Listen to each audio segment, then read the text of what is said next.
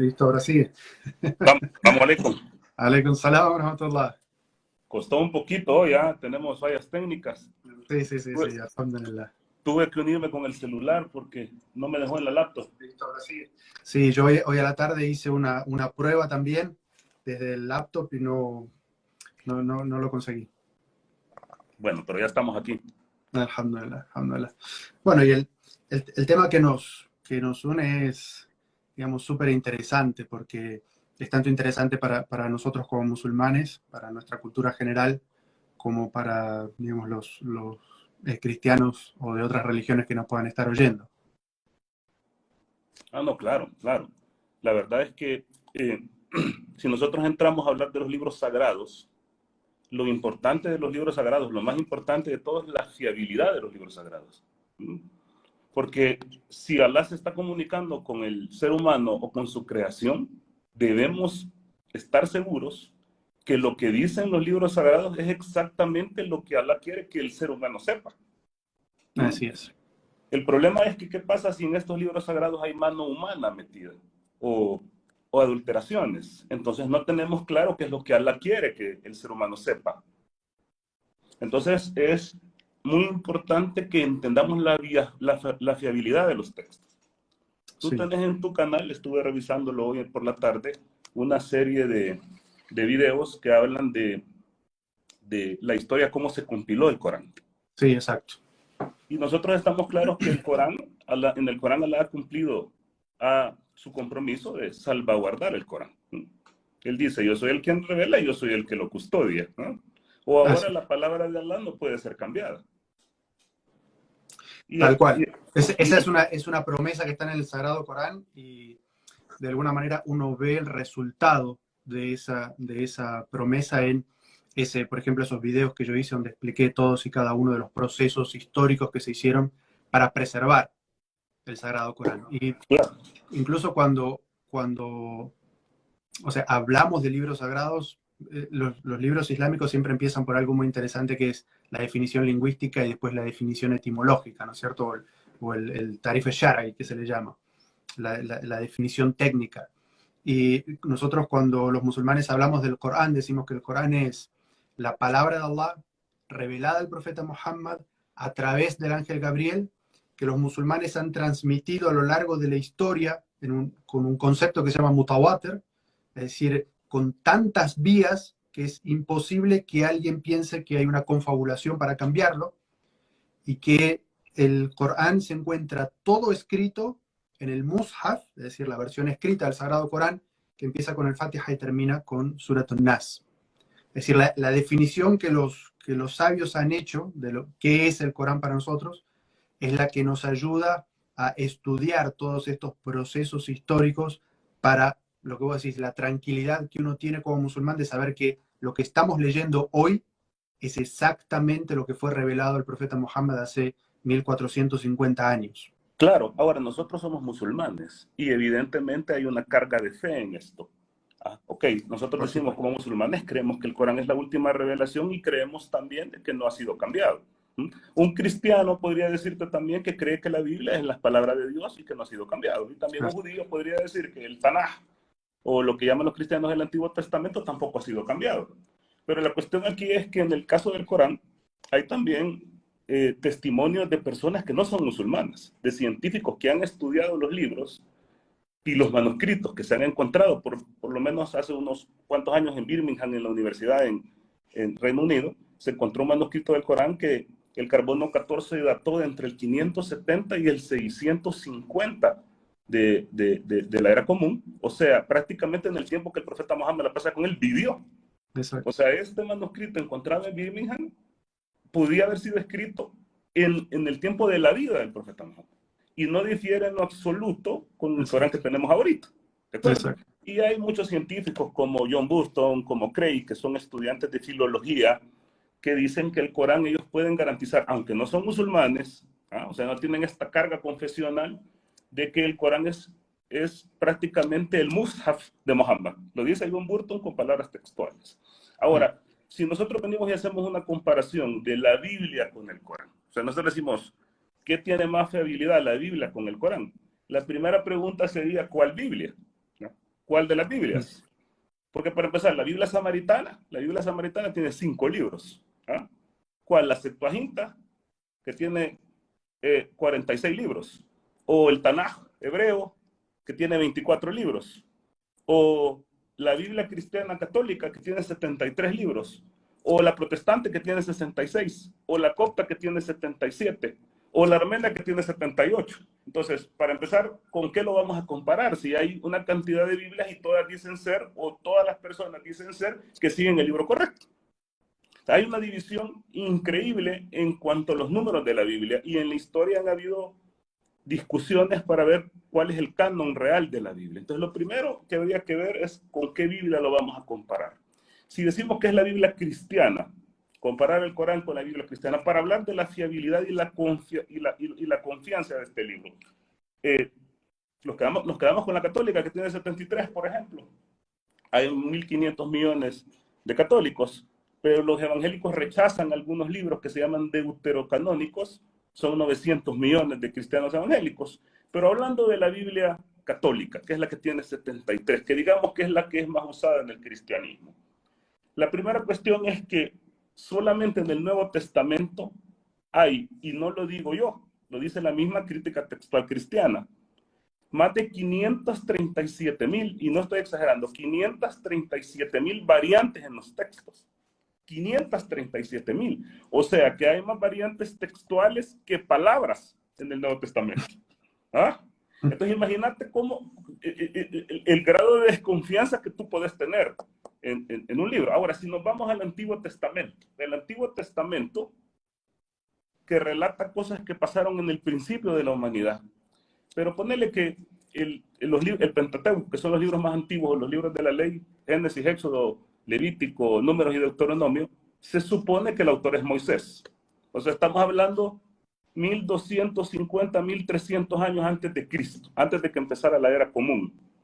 Pero el manuscrito más antiguo que tenemos de la Biblia, y solamente es un pedacito, hallado en las cuevas de Qumran, data del 300 antes de Cristo. Y un pedacito. O sea, pasaron 900 años desde que Moisés escribiera el libro hasta este manuscrito que hemos encontrado. ¿Cómo sabemos que ese manuscrito dice lo que Moisés escribió? Claro, creo que ahí hay, digamos, una de las primeras diferencias que vamos a encontrar es, primero, la conservación, porque el Sagrado Corán no solamente se conserva en el idioma original en el cual fue revelado hasta el día de hoy y sigue siendo un idioma vivo, siendo que, bueno, en el caso yo no soy experto en Biblia, pero lo que yo tengo entendido es que las versiones más antiguas de los evangelios no están en el idioma que hablaba Jesús, sino que están en griego. Entonces, exactamente qué fue lo que dijo Jesús es algo que históricamente jamás se puede comprobar.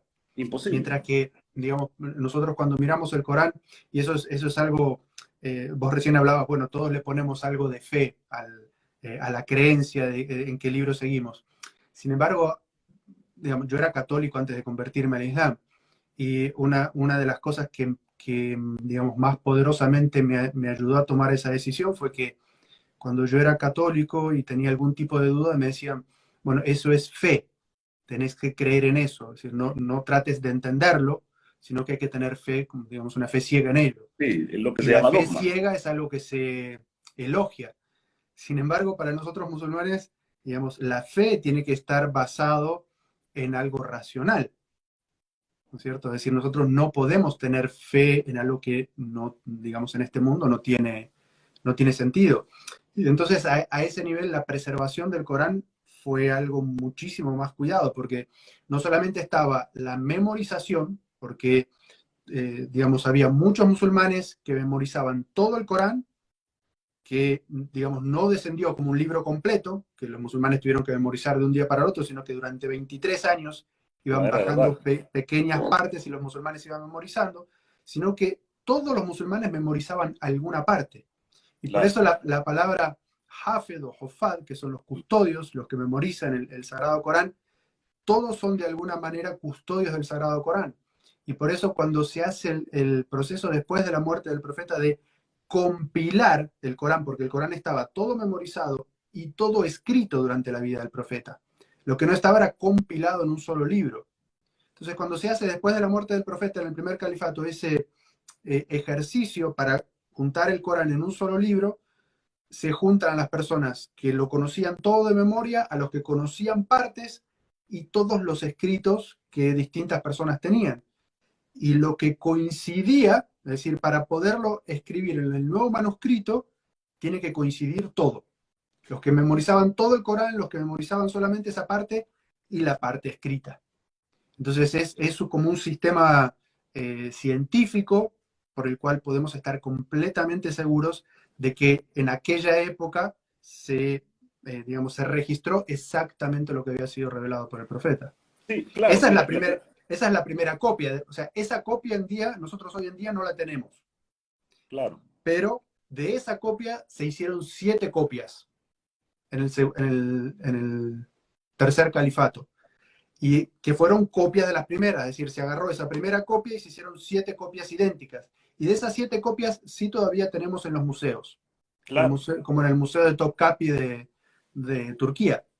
Sí, pero es lo que te digo, nosotros tenemos evidencia histórica, fuera de la parte confesional, histórica y antropológica, porque van saliendo manuscritos que de repente están perdidos. En Saná encontraron uno, en Birmingham encontraron otro. Entonces, estos manuscritos que van saliendo, a la hora de compararlos con las copias, estas 7 copias, te das cuenta que no hay ni siquiera variación alguna. De hecho, este manuscrito de Birmingham podría estar, según el carbono 14, y la datación es anterior a las 7 copias de Osman. ¿Ah? Entonces, ahora los judíos son personas semitas, o es una raza semita, y también tenían una manera de transmitir los libros sagrados a través de la tradición oral. De hecho, a medida tú te vas para atrás en el pasado, la gente tiende menos a la escritura. En el tiempo del profeta, la paz sea con él, era difícil encontrar escribanos. Imagínate en el siglo I, en el tiempo de Jesús, y más atrás, 2000 años antes de Jesús. Entonces las tradiciones orales eran fuertes. Y también habían memoriones. Pero hay que entender algo. Aquí hay una situación que tiene que ver con las guerras, las conquistas y las deportaciones. Por ejemplo, en el año 1000 antes de Cristo aproximadamente, el reino de Israel era un reino unido, fuerte, con el profeta Salomón como rey, la pasada con él. Y las 12 tribus de Israel convenían en una sola tierra, con su capital en Jerusalén, su templo, y la Torá estaba, se supone, salvaguardada. Al morir Salomón, que muere alrededor del año 926, según la historia bíblica, estos dos reinos, Israel del norte y Judá, se enfrentan y empiezan con problemas por la sucesión del trono. Es la primera gran fitna, le llamo yo, de los judíos, o de los hijos de Israel, ¿de acuerdo? Entonces, ¿qué sucede? El reino del norte empieza a declarar espurios a los reinos del sur. Incluso cambian el templo de base en Jerusalén y lo pasan para el monte Gibelim. Y dicen, aquí es donde vamos a hacer los sacrificios. Entonces empiezan a modificar los textos, debido a estos problemas. ¿Qué pasa después? Del 721 al 726 viene Salamanasar V, que era el rey de los asirios, y conquista el reino del norte. Lo despedaza su templo, aniquila a prácticamente toda la realeza y se lleva cautivos a la clase dominante para Siria. Y deja solamente a los pobres, pero deporta de otros reinos a gente de Asiria. Entonces, ahí se acabaron 10 tribus de Israel. Entonces, 10 tribus de Israel se fueron a saber para dónde, porque al final los absorben. En Asiria se dice que estaban en Nínive y de repente llega el profeta Jonás, pero al final fueron absorbidos por los asirios. Y son las famosas 10 tribus perdidas de Israel. Entonces, en el sur solamente te quedaban los judíos, que es de donde viene la palabra judíos, de Judá, que eran solamente una tribu, más la tribu de Benjamín, ponerle 2 tribus que tenían su templo en Jerusalén. Pero en el 586 Nabucodonosor, de Babilonia, conquista la zona de Judea, destruye el templo de Jerusalén y se lleva deportados otra vez a los sacerdotes, a la clase dominante. Y de acuerdo, este es el tiempo del profeta Jeremías y del profeta Ezequiel, que algunos sabios dicen que es Tulkifit, el Corán. Y estos profetas empiezan antes de la conquista de Babilonia a decirles, miren, ustedes están adorando a otros dioses, ustedes se están desviando de la Torá, ustedes están y entonces Dios los va a castigar y los va a entregar a sus enemigos. Entonces al final Nabucodonosor se los lleva deportados. Imagínate que es tanta la influencia que tienen los babilonios sobre los judíos que se olvidaron del hebreo. Entonces se olvidaron de su idioma original y empezaron a hablar arameo. Ciro de Persia, como 80 años después, conquista Babilonia y permite que los judíos vuelvan pero habían perdido sus libros. La Torá original de Moisés estaba perdida.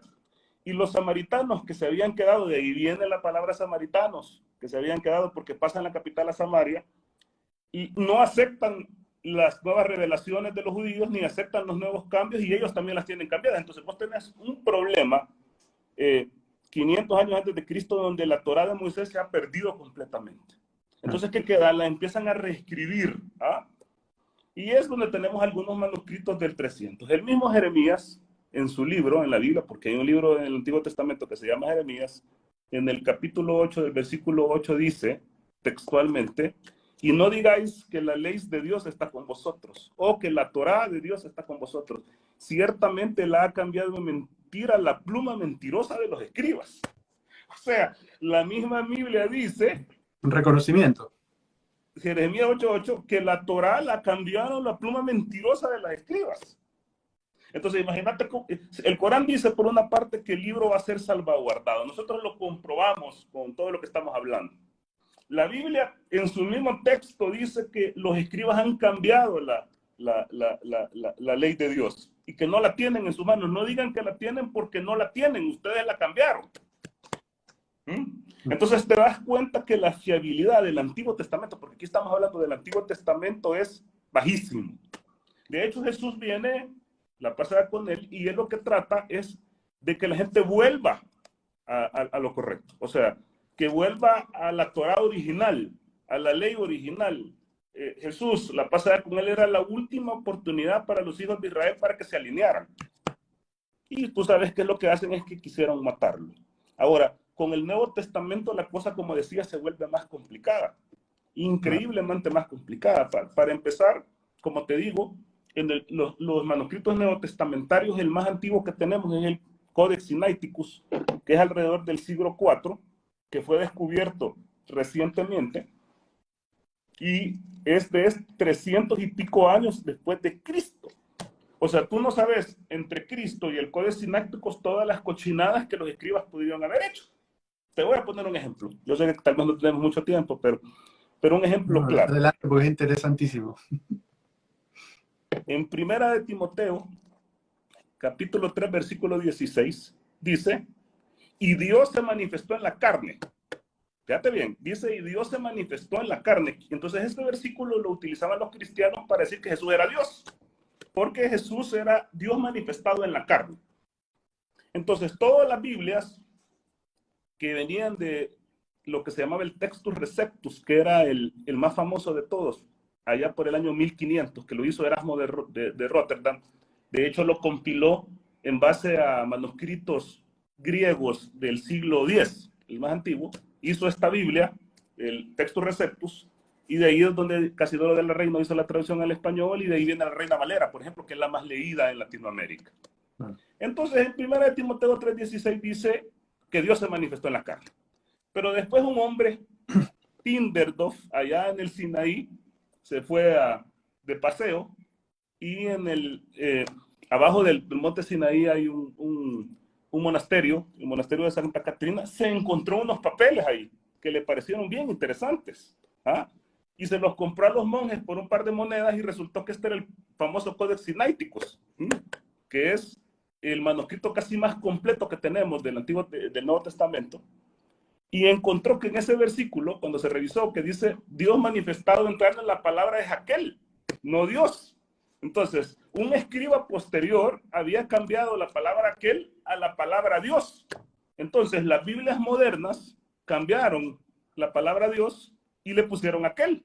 Entonces, si vos agarras una Biblia Reina Valera 1960, vas a leer aquel. Pero si lees una Reina Valera 2000 o 2015, que creo que es la última revisión, dice Dios la anterior, y esta dice aquel. Entonces, de acuerdo a cómo vas descubriendo los manuscritos, vas cambiando el texto. Esta Biblia que tengo por aquí, déjame ver, esta. Y las Es la Biblia de implicancias Jerusalén. teológicas son increíbles entre una y otra, las diferencias, ¿no es cierto? No, y alguien no puede decir que estas diferencias no son medulares. ¿Cómo no va a ser medular que una diga que es Dios manifestado en carne y otra diga que es aquel manifestado en carne? Pero imagínate que en Primera de Juan, que es una carta, capítulo 5, versículo 7, dice, 3 son los que dan testimonio. ¿Ah? El Verbo, el Espíritu y el Padre, y los 3 son uno.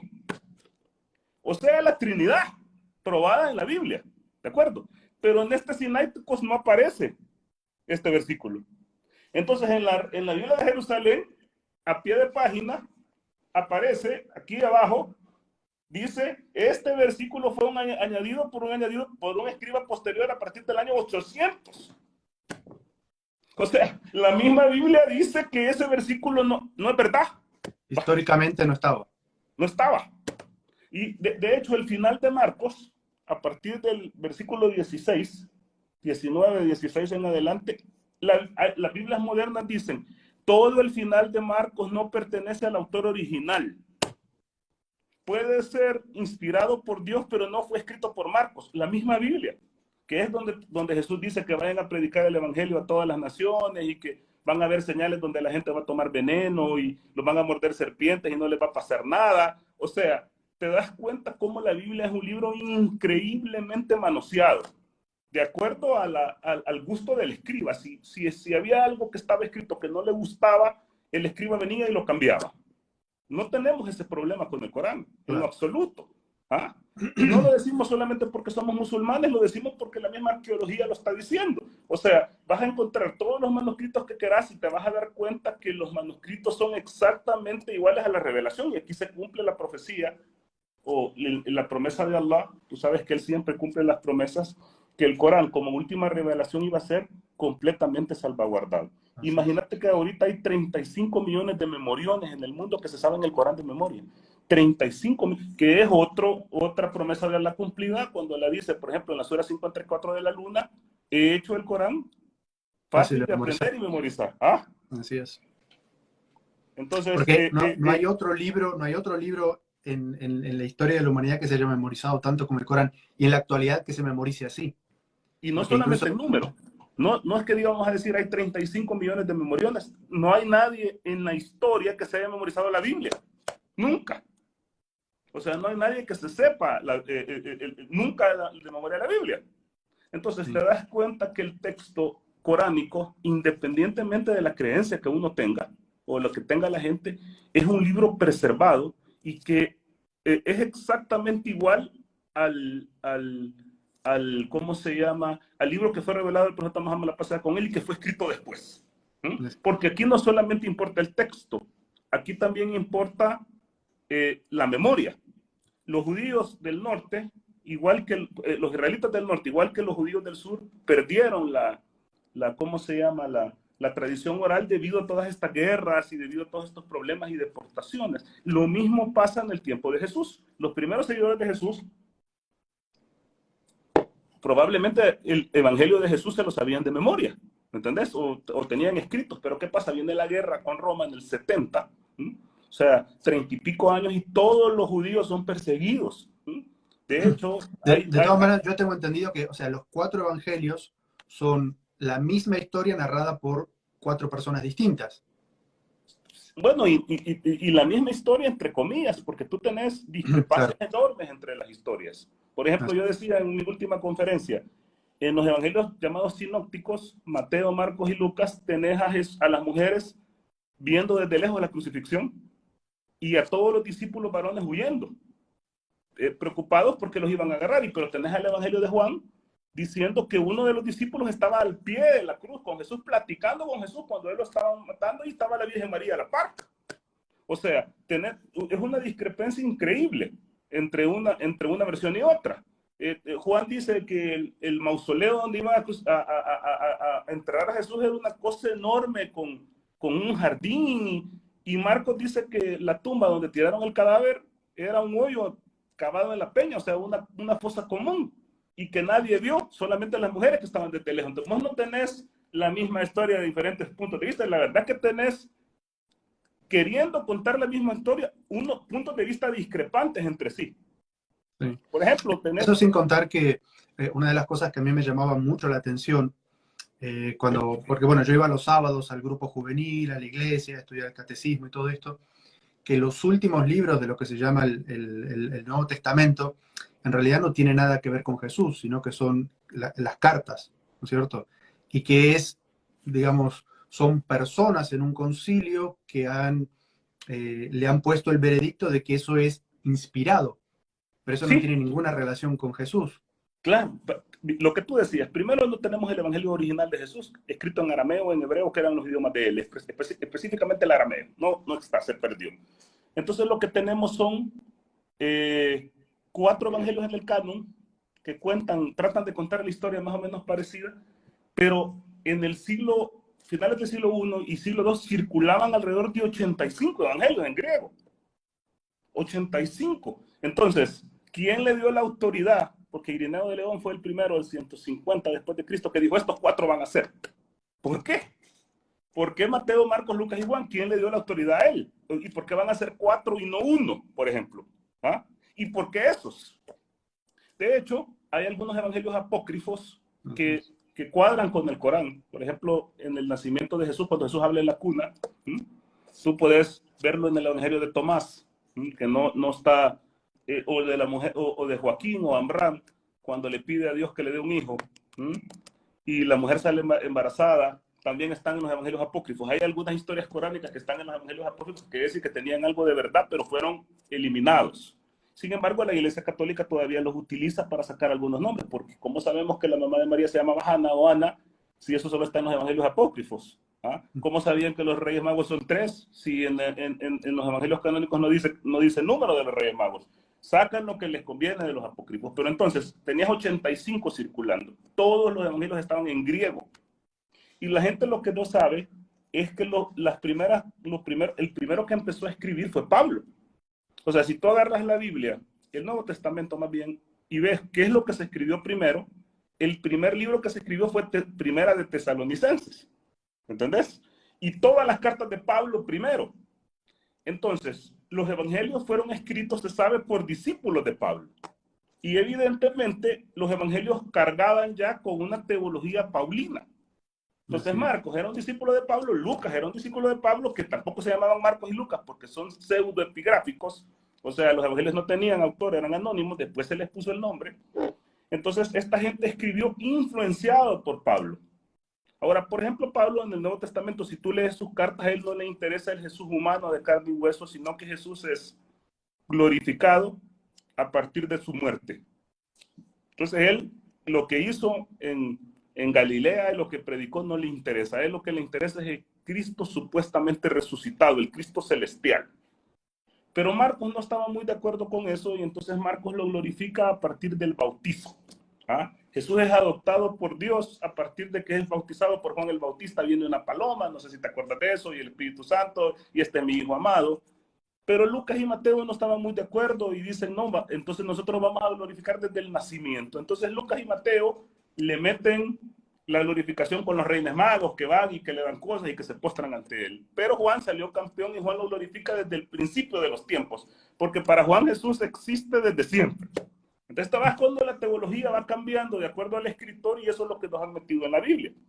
Nada que ver con las palabras de Jesús. O sea, el profeta Mesías Galileo que caminaba en las calles polvorientas de la Judea del siglo I, no sabemos qué es lo que dijo. No lo entendemos a menos que vayamos al Corán. En el Sagrado Corán habla de lo que Jesús dijo a sus discípulos. O lo que Jesús dijo que iba a hacer. Esa es la única fuente real que tenemos. Y nosotros podemos utilizar el metro patrón, que es el Corán, para poder comparar con la Biblia y entender de la Biblia qué es lo que queda de resabio todavía de la palabra de Allah. Claro, porque incluso en el Corán, cuando se refiere a la Torá y al Evangelio, dice que en ellas hay luz, claro, de la revelación. Es claro, decir, que lo que coincide con el Corán todavía es parte de esa, digamos, de esa parte de la revelación que sí se conservó. Por supuesto. Por ejemplo, yo estoy en desacuerdo a veces con algunas traducciones que traducen la palabra cristiano, porque tú sabes que la palabra es Nazara en árabe, y entonces la gente viene y traduce cristianos, pero la verdad es que habían cristianos que eran nazarenos, así se llamaban, que eran los que estaban más cercanos a la creencia original, que era que Jesús no era igual que Dios, ¿de acuerdo? Entonces, habría que estudiar un poquito más y hacer ese análisis, porque tal vez el Corán, cuando se refiere a Nazara, no se refiere al cristiano trinitario actual, ¿me entendés? Sino probablemente en algunos versos se refiere al nazareno original. De todas maneras, muchas gracias por eso, porque bueno, en mi traducción del Corán yo sí pongo cristiano. No, estoy de acuerdo. Pero o sea, esto es muy interesante de investigar. Sí. Pero de todas maneras, el Sagrado Corán sí dice que, digamos, uno de los pecados más grandes que cometen en Nazara, o los cristianos o los nazarenos, es cuando dicen que Jesús es el libro. No extralimitéis en la religión y no digáis de Allah que no sabéis, no digas que son tres, por supuesto. De hecho, se puede entender en sentido estricto, pero también hay algunos versos del Corán que cuando vos los lees, o sea, hay gente, hay monjes de ellos que son rectos, ¿ah? Y entonces puede ser que estas personas se refieran no a los trinitarios, sino que se refieran a los nazarenos. ¿Ah? Ahora, mira, yo creo que hay gente que puede hacer críticas a las traducciones del Corán. Yo estaba viendo algunas críticas que hacen a las traducciones, pero no pueden hacer una crítica al texto original del Corán. Bueno, es que eso es muy interesante y para nosotros los musulmanes es muy claro de que el Corán es el mensaje revelado al profeta Muhammad en idioma árabe, es decir, lo que fue revelado. Una traducción, al final del día, es una interpretación del traductor. Correcto. Entonces, por eso incluso en idioma árabe no se dice el Corán cuando se habla de una traducción, se dice Tarjama Ma'ani el Corán, es decir, traducción de los significados del Corán. Por eso es que, sobre todo en la traducción mía, yo trato de no ser literal en lo que estoy traduciendo, sino de centrarme más en el significado de la frase y volcarla en el español que nosotros hablamos. Sí, claro. No, por ejemplo, yo no sé si pasa con tu traducción, no me acuerdo, porque yo a veces pongo todas las traducciones en la mesa cuando quiero ver algo, pero por ejemplo, hay una parte de un hombre que se revela y es el que está involucrado con el asunto del becerro de oro. ¿Te acordás que el Corán lo llama el Samirí? Sí. Y entonces hay traductores, no sé si es tu caso, pero hay traductores que lo traducen como el samaritano. ¿De acuerdo? Sí. Entonces hay gente que dice, aquí hay un error del Corán. Porque los samaritanos existen 400 años después de Moisés. O sea, vienen de Samaria. Entonces, en el tiempo de Moisés no existían los samaritanos. Hasta que el Corán se equivocó. Hay un error anacrónico, pero ese no es un error del Corán, es un error del traductor. ¿De acuerdo? Okay. Porque el Samirí, yo lo agarro más por el lado de Simri, que de hecho lo encontrás en la Biblia, que es una persona que se levanta contra Moisés. Puede ser que esta persona es la que estaba involucrada, porque en el Antiguo Testamento el que hace el becerro de oro es Aarón. O sea, Harún, el profeta, la paz sea con él, es el que construye el becerro de oro. Entonces el Corán le da su justa posición a Harún y dice que Harún no tiene nada que ver, el que lo hace es este Samirí. Entonces yo vi ayer una crítica de un cristiano que estaba criticando y estaba diciendo que el Corán se había equivocado porque Alá tendría que saber que los samaritanos no existían. Pero en realidad el Corán no dice samaritano, el Corán dice Samirí y algunos traductores lo traducen como samaritano. Entonces yo creo que sí se puede hacer una crítica a algunas traducciones, pero no se puede hacer una crítica al texto coránico de ninguna forma, ni científicamente, ni históricamente, ni proféticamente, ni tampoco bibliográficamente.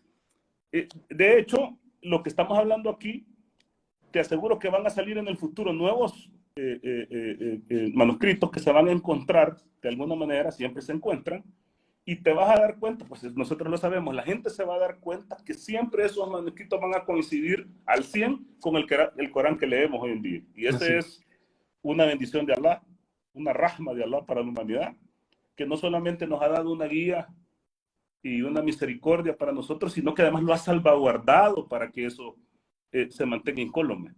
Porque una señora de aquí de América Latina, por ejemplo, que era cristiana y que leía Primera de Timoteo 3:16, donde decía que Dios se había manifestado en carne, y ella agarraba la Reina Valera de 1960, que es la que le enseñaron en el colegio, y es, ¿qué culpa tiene al final la mujer si es lo que le habían dado? El libro se había cambiado, pero nosotros los musulmanes tenemos la bendición y la suerte de que el Corán está intacto.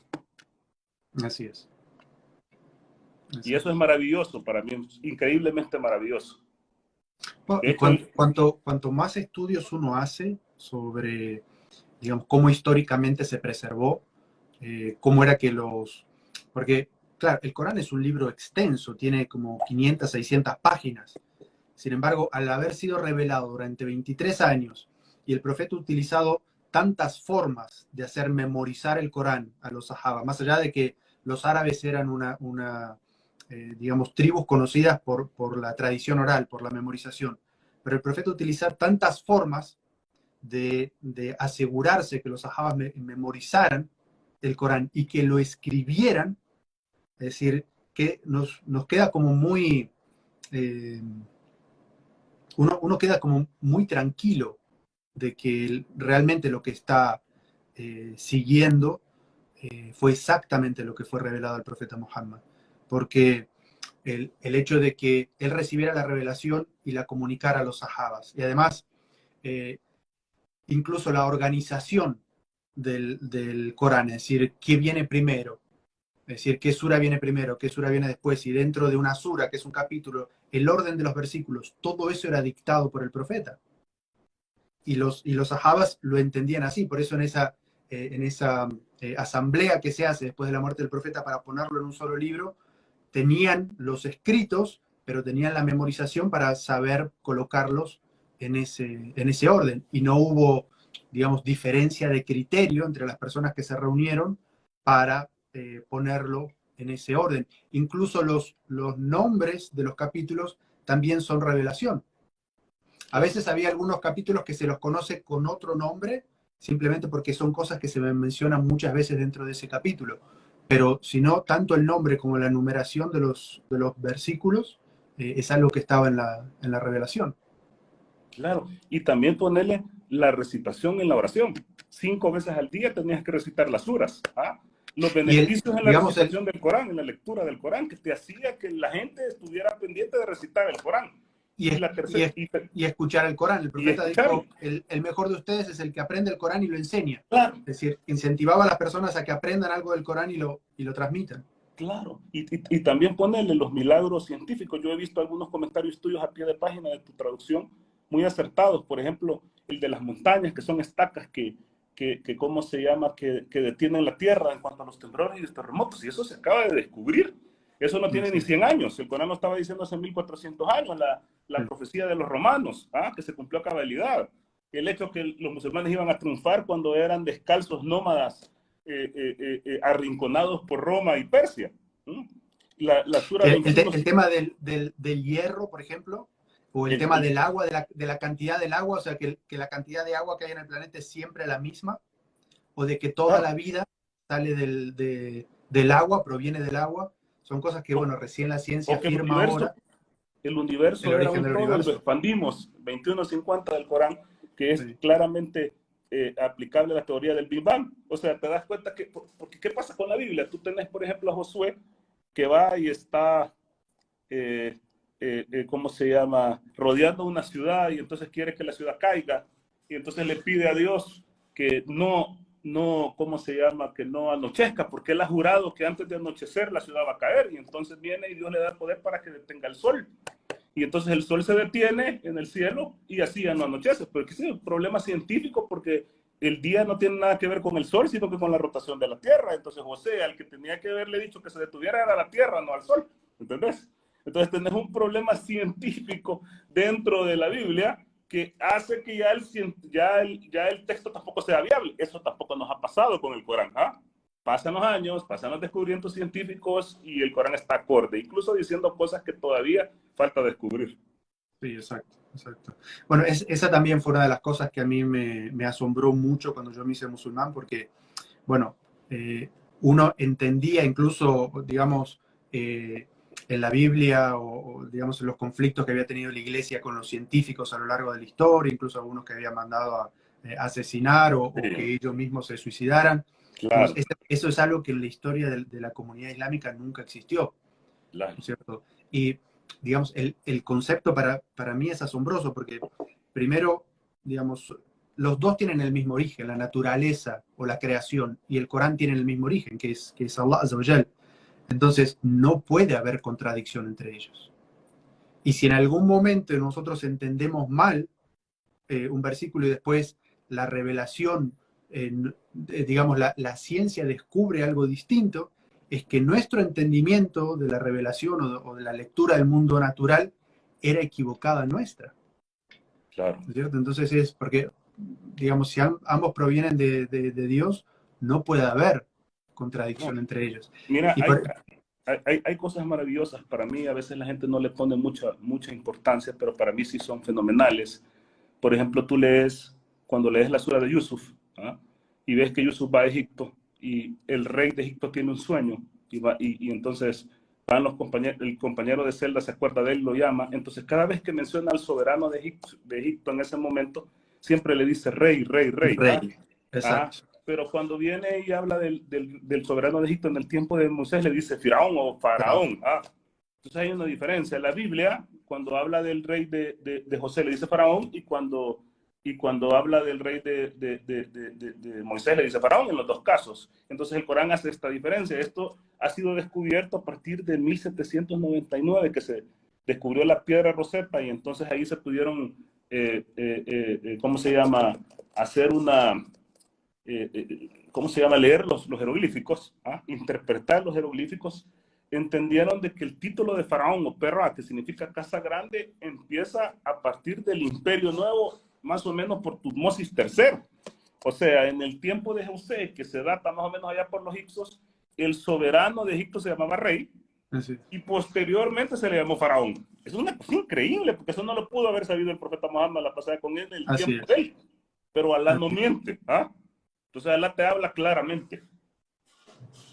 La verdad que somos afortunados de que Alá nos haya guiado, afortunados, y hay que agradecer su gracia y glorificarle, alabado sea, porque tenemos un libro maravilloso, que es guía y misericordia para nosotros. No solo tiene todas estas cosas que nos dan fidelidad, sino que ahí hay una guía detallada para que nosotros tengamos una vida buena en esta vida y logramos alcanzar la otra vida, que es lo más importante de todo. Sí, alhamdulillah. Y el Sagrado Corán de alguna manera tiene enseñanza y sabiduría para todas las cosas, porque nos enseña una teología muy sencilla, no tiene ninguna complicación, es fácil de entender, eh, y también nos enseña claramente cómo adorar a Dios, cómo relacionarnos y adorar a Allah, que es, digamos, el objetivo de nuestra creación, descubrir a Dios, conocer a Dios y adorarlo a Él.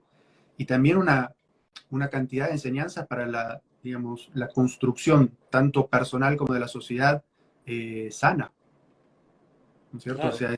sea, digamos, todo lo que enseña el Corán con respecto a la igualdad entre las personas, a la construcción de una sociedad justa y equitativa, digamos, es algo asombroso. La solución de todos los problemas está en el Islam, en el verdadero Islam, en el Islam original. ¿Ah? Así De es. repente la gente puede tergiversar esto y hacerlo diferente, pero el Islam original es lo que da solución a los problemas. Tú ves cómo el Islam vino y agarró la península arábiga, porque a veces la gente no se pone a pensar que la península arábiga era un chiquero, un tiradero. O sea, nadie le hacía caso a ese pedazo del desierto, de Así esos es. nómadas que estaban ahí. ¿Ah? Entonces viene el Islam, agarra a esos nómadas descalzos, ¿ah? Que estaban allá, y los convierte en el imperio del mundo. O sea, esa gente aplastó a Persia y a Roma y llevó el Islam de Indochina hasta España. Y no solamente a fuerza de espada, como hicieron los mongoles después, que llegaban, conquistaban, mataban y se iban, sino que llevamos luz, ciencia, tecnología, filosofía, arte, historia, medicina, química. O sea, esta gente, al adoptar el Islam, iluminó el mundo. Así es. Siento que el Islam tiene que volver a iluminar el mundo. Así como el cristiano entró en la decadencia y renació, porque el occidente renació, hay que aceptarlo. Los musulmanes en el mundo estamos en decadencia. ¿Ah? Estamos en decadencia. Socialmente, claro. Y Tenemos que renacer, tenemos que volver al Islam original. Sí, y el camino para eso es el Corán. El Corán. Al Sagrado Corán y, digamos, la enseñanza que el profeta sallallahu alaihi wasallam hizo sobre el Sagrado Corán, porque, bueno, la sunna o la tradición del profeta es la explicación o puesta en práctica de las enseñanzas del Sagrado Corán. Que al final es el Corán. Así es. O sea, el Corán practicado. Tal cual. Una persona, claro. Y ahí está la solución a todo. Y creo que es importante que nosotros en Latinoamérica, en habla hispana, seamos de alguna manera colaboradores para que el Islam vuelva al renacer. Sí, yo creo que nosotros aquí en América Latina tenemos o en España tenemos una oportunidad única de hacer conocer el Islam en nuestro idioma, digamos, sin las cargas políticas o étnicas de otros lugares. Es decir, lo que nosotros queremos llevar no es arabizar a la gente ni pakistanizar a la gente, sino que lo que queremos es mostrarle el mensaje puro del Sagrado Corán, que además, digamos, es un mensaje que no ataca la cultura, ¿no es cierto? Como otras religiones que sí tratan de borrar la identidad cultural de los pueblos. El Islam lo único que pone son ciertas restricciones que son iguales para todas en todas partes del mundo, y entonces, digamos, las culturas se adaptan a eso, la prohibición de comer el cerdo, de tomar alcohol o de la usura. Son generales para todos, pero ¿cuál es tu idioma? ¿Cuál es tu cultura? ¿Cuál es tu vestimenta? Si uno mira el mundo islámico, digamos, ve una variedad. Una de las cosas que me encantaba a mí cuando vivía en la Meca era esperar la época del Hajj, cuando empezaban a llegar personas de todas partes del mundo, y ver toda esa diversidad de colores, de idiomas, de ropas, de comidas. Entonces, digamos, eso es también como muy importante en el momento que nosotros mostramos el mensaje del Islam a las personas, que no tienen que arabizarse, que no tienen que adoptar una cultura distinta, sino que lo que sí hace el Islam es purificarnos a nosotros como personas. Y claro, las cosas, digamos, toda sociedad tiene cosas enfermas o enfermedades sociales. Lo que tenemos que hacer a través de las enseñanzas del Sagrado Corán es curar esas enfermedades que tiene nuestra sociedad, nosotros y nuestra sociedad. Claro, y estar orgullosos también de nuestro origen, ¿ah? Porque aunque haya sangre árabe en nuestras venas o lo que sea, somos latinos, pues. ¿Ah? Somos hispanoamericanos y tenemos que estar orgullosos, porque hay cosas que están, por ejemplo, cambiarse el nombre no es una obligación en el Islam. Tal cual. En algunas humanidades te tenés que cambiar el nombre. ¿Y por qué? ¿Ah? ¿Por qué? Si tu nombre no significa nada malo y no quieres, no te lo cambies. No te quieres cambiar, cambiártelo, pero no es una obligación. ¿Ah? No es algo que debe de hacerse por la fuerza. O no es necesario para ser una persona piadosa. Tal cual. Tal cual. Sí, hay personas que de alguna manera identifican de una manera no correcta que arabizarte en la forma en que comes o la ropa que llevas o el nombre que usas te hace más piadoso, ¿no es cierto? Claro. Y el profeta sallallahu alaihi wasallam siempre decía, la taqwa, el temor de Allah, está aquí en el corazón. Y claro. hay un hadith que me acuerdo, recién estabas hablando de que el profeta sallallahu alaihi wasallam de alguna manera era la representación del Corán. A Aisha una vez le preguntan al profeta sallallahu alaihi wasallam, le preguntan a Aisha sobre el profeta, le dicen cómo se comportaba. Y ella dice, Kana khuluquhul Corán. Dice, su comportamiento era el Corán. Claro, claro. O sea, la sunna del profeta no puede contradecir el Corán, porque la personificación del Corán era él. Ahí tenés un bello ejemplo, dice Allah, o sea, un bello ejemplo de cómo se hace lo que les estoy revelando, cómo tenés que comportarte en lo que estás revelando. Y no tiene que ver con la vestimenta en el sentido, porque ¿cómo se vestía Abu Lahab? Tal cual, digamos, los paganos de Quraysh, o incluso los judíos de Medina o los cristianos de Najrán, ¿no es cierto?, del sur del Yemen, todos se vestían igual con túnica. Si la diferencia en tu piedad se basa en tu vestimenta, Abu Lahab era un hombre piadoso también. Exacto. Y los incrédulos de la Meca no tiene que ver con tu vestimenta. Por supuesto que la vestimenta tiene que tener ciertas reglas, ¿ah? Pero no tiene que ser de una forma específica, de un material específico, de colores específicos. Estas son cosas que ya están mezclándose con la raza. ¿Ah? Y esto no tiene nada que ver con... El Islam es un mensaje para la humanidad, no es para una raza en específico. Hay algo hermosísimo en el Sagrado Corán cuando habla de las vestimentas, que cuando habla de cómo debería ir uno a las mezquitas o el Jumu'ah, ¿no es cierto? Y dice, Judu zinatakum inda kulli masjid. Dice, vístanse elegantemente cuando vayan a la mezquita. Y, digamos, en idioma árabe dice zinatakum, es decir, lo que es elegante para ustedes. Es decir, cada lector, cuando lee el Corán, es decir, lo que es elegante en mi cultura, esa es la ropa que yo debería llevar a la mezquita. No dice lo que era elegante en la época del profeta, lo que era elegante para los árabes, o lo que era, digamos, y esas son las cosas que nos muestran como esa universalidad, ¿no es cierto?, del mensaje del Islam. Claro, la sabiduría infinita de Allah sabe que ese mensaje iba a llegar a un árabe, pero también iba a llegar a un argentino, un salvadoreño, 1500 años después, y que él tenía que entenderlo y llegarle a su corazón. Entonces, una vestimenta que para un país puede ser elegante, para otro país puede ser lo contrario. Así es, así es. Entonces, creo que nosotros tenemos esa responsabilidad. Nosotros, los musulmanes hispanoamericanos, tenemos esa responsabilidad al haber entendido esto y transmitirle a la gente la belleza del Islam. Hoy estamos hablando de la fiabilidad del Corán. ¿Por qué debemos confiar en ese texto? No solamente la perspectiva de nosotros, sino que la perspectiva de gente que ha estudiado, que no necesariamente tiene una inclinación confesional. Las no contradicciones científicas, la coherencia en lo que dice. Vos no encontrás un versículo que dice una cosa en uno y otro que lo contradice tajante en el otro, como el caso de la Biblia que dice que Dios se arrepiente y en otro que Dios no se arrepiente, y entonces ¿qué haces? O se arrepiente o no se arrepiente. No tenés esos problemas. Pero creo que hay otros temas que deberíamos de hablar en el futuro, y todos los que estamos conectados, hay mucha gente latina y hispanohablante que está queriendo unirnos, tirar puentes para poder en nuestra área continuar con la labor profética. No hay más profetas, Muhammad es el último profeta, pero nosotros podemos continuar con el trabajo profético. Debemos. Es parte de nuestra creencia como seguidores del profeta Muhammad, de que él es el último de los profetas. Entonces, nosotros somos si nos decimos seguidores de él, somos los que tenemos que llevar su mensaje a la gente. Pero, digamos, con esta perspectiva, una perspectiva de que es una fe que no es una fe ciega, sino que es una fe racional, claro, y que no es un cambio cultural el que la gente tiene que hacer, no tiene que arabizarse, ni pakistanizarse, ni africanizarse, ni nada, sino que puede seguir su propia cultura y su propia identidad. Claro. Pero poder mostrarles esa fitra que uno encuentra en muchísima gente, sobre todo en la que se convierte al Islam, que reconoce, ¿no es cierto?, esas creencias. Fue, en mi caso, cuando yo me encontré con el primer musulmán que me empieza a hablar del Islam, cada frase que él decía, en la cual describía a Allah, yo abría los ojos cada vez más grandes y decía, ese es el Dios en el que yo siempre creí.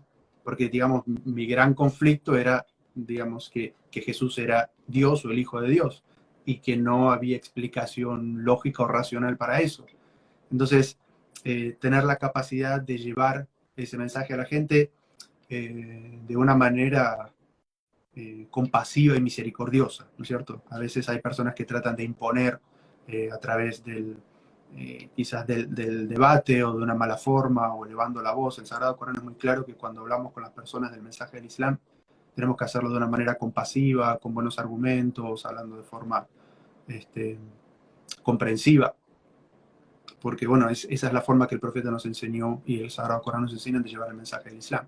Claro, yo creo que los debates tienen que ir en torno a ideas, no a personas, porque se acostumbra mucho a atacar, a dominen, o sea, el otro que está hablando, atacarlo a él, cuando lo que hay que hacer es debatir de buenas maneras, con respeto, las ideas. Exacto. Y entender que al final la guía está en las manos de Allah. Nosotros lo que hacemos es transmitir el mensaje de la manera más correcta posible, pero Allah es el que guía, pues.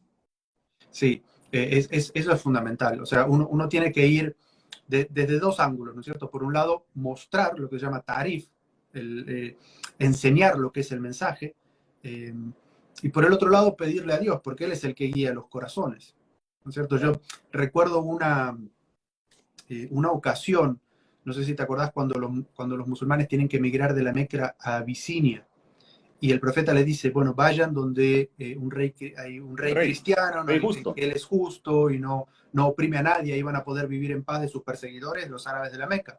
Claro. Y cuando los árabes de la Meca se enteran de esto, van donde el Negus y le dicen un montón de mentiras y tratan digamos, similar a lo que pasa ahora en los medios de comunicación, ¿no? Crear Claro. así una especie de mito sobre la imagen de la incompatibilidad de vivir entre los musulmanes y los cristianos de ese lugar. Y entonces Jafar ibn Abi Talib le empieza a decir a él qué es el Islam. Pero él no tiene la intención, o su discurso no es tratar de convertirlo a él ni a nadie en ese lugar.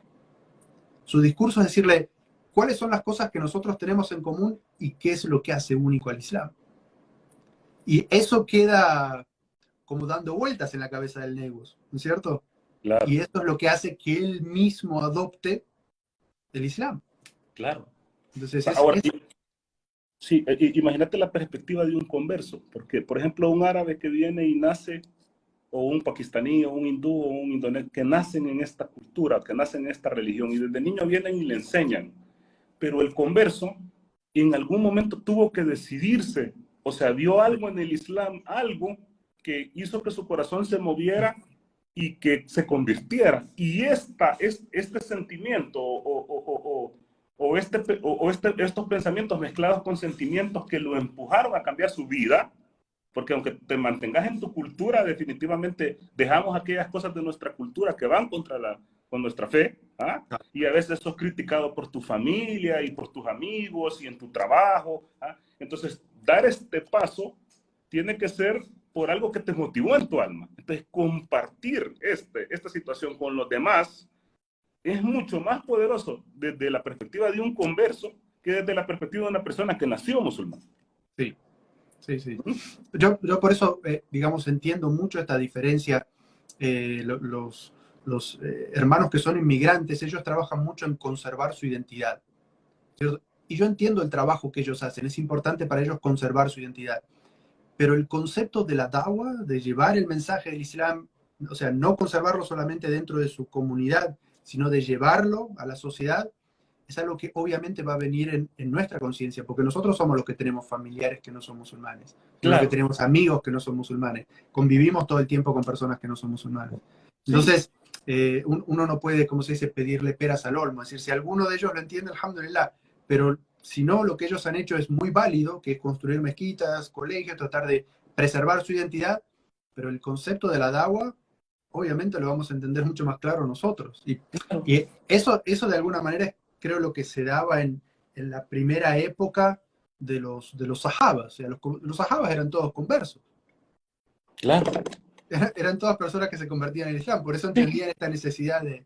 Bueno, los que llevaron el Islam al mundo eran conversos y la Mm, gente que se convirtió en las primeras olas eran conversos.